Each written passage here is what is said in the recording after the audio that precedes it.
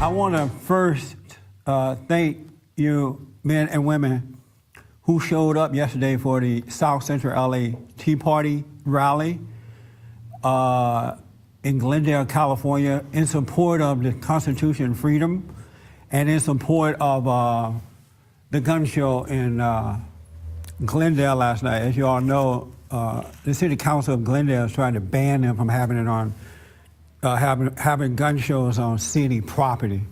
And they've been doing it for years, so we showed up yesterday to support them and support freedom. And I have to honestly tell you, I had a hoot nanny of a time. It was something. Was it fun? Yes. It was literally something else. The spirit of it was just energized. Everybody was upbeat, happy to be there, no one afraid. It was something else. Isn't that something? Yes. So thank you for showing up and making that possible. To my surprise, the media showed up in droves, and I was surprised. Because normally they don't show up for conservative causes. And not only did they show up, ABC, CBS, Channel 4, a Hispanic station, LA Times, not only did they show up, they recorded us and presented us. Because a lot of times they go back into the studio, they erase what we say, they don't show it. Or they'll show just a little bit, that's it. But from what I've seen already, it seems as though they treat us pretty well as for presenting our rally.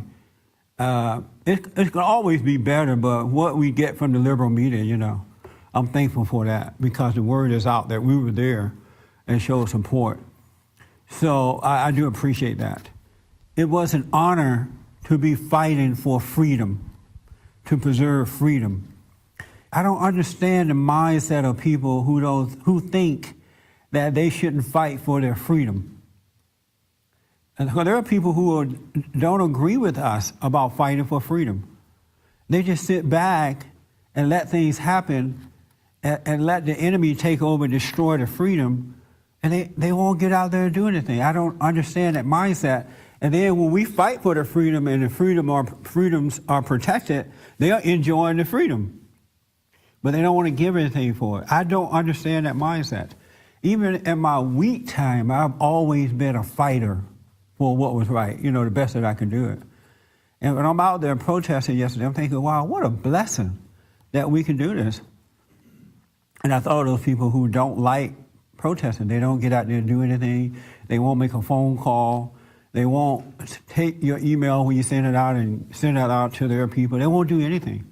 The other thing I don't understand about people, some people, what happens to a person's mind when they believe that you shouldn't have the right to protect yourself with a gun? What happens to the mind that can convince you of that you should not protect yourself with a gun? You know, I don't understand that mindset either. We have the same spirit that raised Christ from the dead. Think about that idea. But do we act like it? No. We're defeated, afraid, judging ourselves, shy, insecure, lying and pretending, shucking and jiving. Because we don't realize that we have the same spirit that raised Christ from the dead, that it dwells in us. That's amazing when you think about it. Isn't that amazing? It is. That's something else. But the average person don't know it. Christ said it. He said, you have that in you too. My Father gave it to me, He give it to you.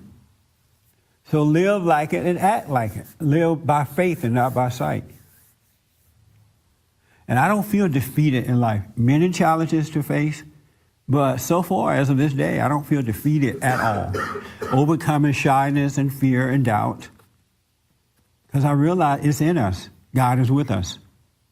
Yesterday at the gun show, other than the blacks, for the time that I was there, other than the blacks who were there with us to protest, I didn't see any black people going into the gun show.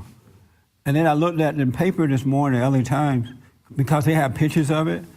And I believe ABC has inside pictures of it too, just mostly white men or white people and other people mixed in, but no black people.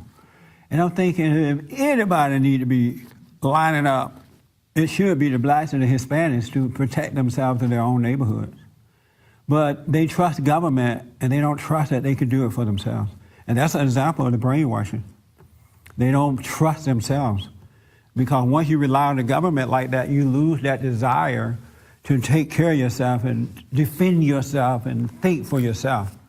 It's an awful way to live, an awful way to live. But they're not there, and it's unfortunate. For more information or to purchase a copy of this show, visit us on the web at www.bondinfo.org or call 1-800-411-BOND.